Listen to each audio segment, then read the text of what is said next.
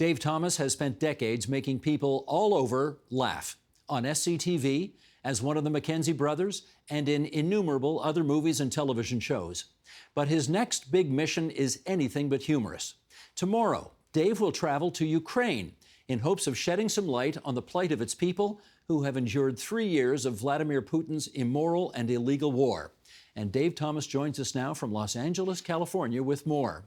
It is great to see you again, Dave. You and I are both from the same hometown. Our parents knew each other, so let's get all that on the surface before we start. And tell me why you are going to Ukraine. Well, I have a friend named Andy Bain who I partnered with in an animation company in Los Angeles back in 2001. Andy was a very savvy MBA student who went over to the Ukraine and purchased a couple of businesses when the Soviet Union dissolved. And one of them was an animation company. And our plan was to outsource to the animation company. And so over the course of the decade and a half that I worked with Andy, I got to know the Ukrainian people that we were working with, the artists, very talented people and storytellers. And it was a great collaboration. Well, then the war started, and Andy stayed in the Ukraine. And our company, our animation company, fell apart because of the war. And then Andy called me about, 10 days ago and told me that he had formed this charity called the Ukrainian Freedom Fund. And it's on the online. You can get it at theuff.org. And he wanted to help the Ukrainians in their struggle against the Russians. And he has a military background, so he had connections, and he was able to pull some resources together, get some favors and things like that.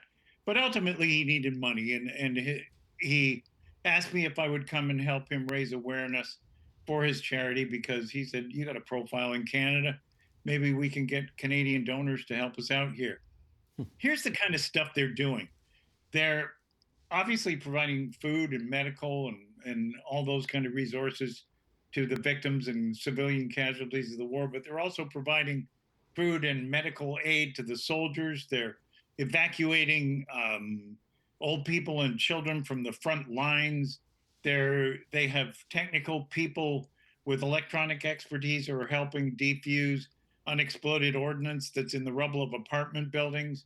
They're working with Canadian military advisors to help bring the Ukrainians up to speed with the sort of modern electronic warfare that the Russians are waging. One of the things he told me is that the Russians are doing a lot of drone attacks on very specifically targeted on people and things like that, hitting their cars. So a lot of the Ukrainian cars now are outfitted with aerials and anti, electronic stuff to confuse the radar and the sort of direction finding on the drones. Well, that does raise a good question about your safety, Dave. Are you not concerned about yourself going over there? Well, okay, two things. I'm playing with the casino's money. I'm 76. So I've had a damn good run and I'm a happy guy. But I'm going to be well protected, and I think I'm going to be fine. Andy said it's a very strange dichotomy that the city of Kyiv during the day looks like, a beautiful modern city with, outdoor cafes, and that there's no war at all going on. And then at night, the air raid sirens go off and the rockets begin to fire. So, there's a good side to it and a safe side to it, and another side where you have to be cautious. And Andy has all the resources to help protect me. So I think I'm going to be fine. But, I am going to go up to Dnipro, Dnipro, which is on the front lines, because one of the things I wanted to do was to ask the Ukrainians that I interviewed if they could still laugh, if there was anything in their lives that gave them a release from the tension of the war that they could laugh at. Well, as it turns out, they can, and the laughter is more important to them than ever. So are they expecting you to come over there and be funny? No, but I am going to interview, because I don't speak the language. but I am going to interview Ukrainian stand-ups in Dnipro. I'm not pronouncing it properly, and I want to ask them specifically, what are they laughing at? What are the jokes that what do they think is funny? Are they all Vladimir Putin jokes, or what exactly is it? How long are you going over for? About 10 days, maybe a little Hmm. more. I want to I want to talk to the people. I want to find out how the war is affecting them. It's uprooted them. A lot of them are refugees. They've moved away from their towns that have been bombed. Their children's school has been interrupted.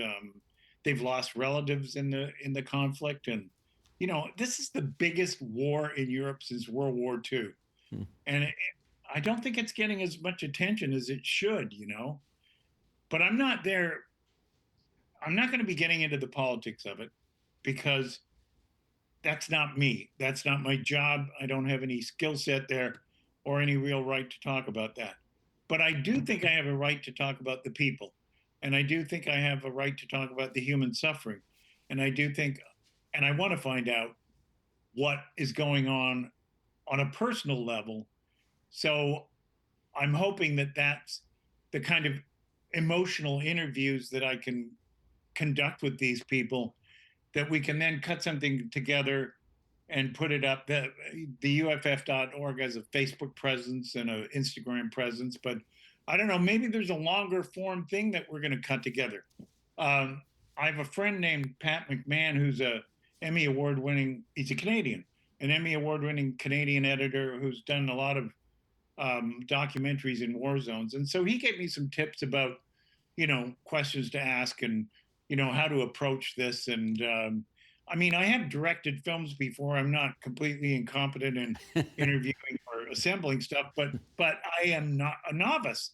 And as I said, my goal here is to tell a personal story, and to get these people to open up about, you know, well, I've got questions that I'm planning to ask them, like, what keeps you going on the hardest days? How's your life changed since the wars began? And what do you miss about life from before the war?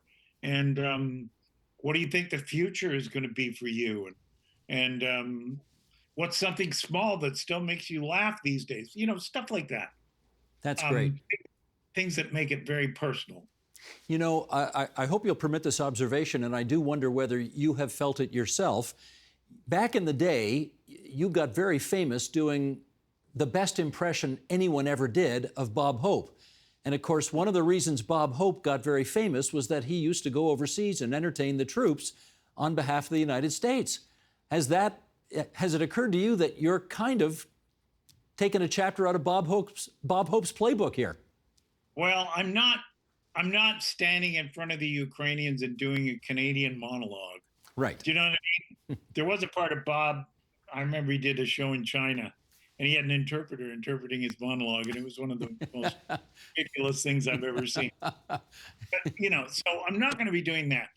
But I do want to find what the comedy connection might be, just on a personal level, because I'm very interested in that because of my background.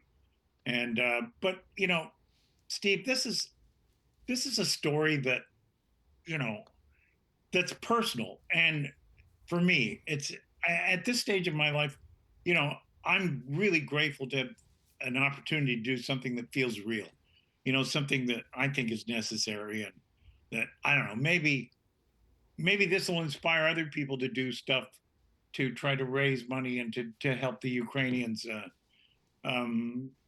Because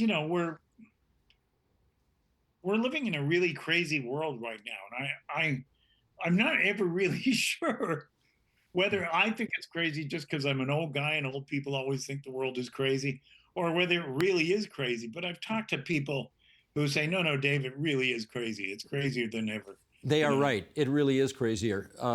Dave, do you mind if we check in with you when you are over in Ukraine? And I don't know if we can get a line out of there, but if we try, can we talk to you when you're there? I would love that. And they have resources. Okay. Andy's got resources that will probably allow that to happen.